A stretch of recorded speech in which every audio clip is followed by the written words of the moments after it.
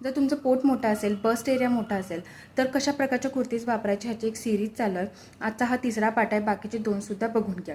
तुम्हाला अजिबात जास्त टाईट फिटिंगच्या किंवा अगदी शॉर्ट लेंथच्या कुर्तीज वापरायच्या नाही आहेत किंवा बॉक्सी स्टाईलच्या कुर्तीज असतात त्यासुद्धा तुम्हाला अवॉइड करायच्याच. म्हणजे ज्या नेकलाईन अगदी झिरो नेकलाईनवाल्या ज्या इथून स्टार्ट होतात त्या वापरायच्या नाही. त्याऐवजी तुम्ही कॉलर नेकलाईनच्या थोड्याशा तरी स्लिट असतात त्या वापरू शकता. पण अगदी झिरो नेकलाईनवाल्या तुम्ही नक्कीच अवॉइड करायला पाहिजेत. त्यामुळे तुमचा कन्सर्न एरिया आहे तो जास्त हायलाईट होतो.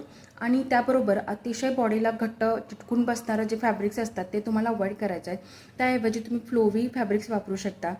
थोडंसं राईट फिटेड फॅब्रिक म्हणजे राईट फिटेड कुर्तीज तुम्ही वापरायला हव्यात. त्यासोबतच तुम्हाला मोनोक्रोम लुकसुद्धा तुम्हाला जास्त सूट होऊ शकतो. त्यामध्ये सुद्धा तुमचा लुक अगदी बॅलन्सिंग दिसतो. त्यासोबत तुम्ही अनारकली कुर्तीज वापरू शकता, ए लाईन कुर्तीज वापरू शकता. लास्ट व्हिडिओमध्ये सुद्धा मी कोणत्या कुर्तीचे टाईप तुम्ही वापरू शकता हे सांगितलेलं आहे, नक्की बघून घ्या. त्यासोबत तुम्ही लेयर्ड कुर्तीसुद्धा वापरू शकता with vertical details.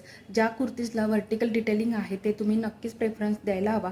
Horizontal detailings तुम्ही नक्कीच अवॉइड करायला पाहिजे. हॉरिझॉन्टल डिटेलिंगमध्ये मुळे ना काय होतं की अगदी 2 पार्ट बॉडीचे झाल्यासारखे दिसतात आणि त्यामुळे बॉडी जास्त मोठी दिसते. आणि त्यासोबत मोठ्या मोठ्या प्रिंट्सच्या कुर्तीसुद्धा तुम्हाला अवॉइड करायच्यात. ह्या टिप्स नक्की लक्षात ठेवा. त्यामुळेच तुम्हाला बॅलन्सिंग इफेक्ट नक्कीच मिळणार आहे.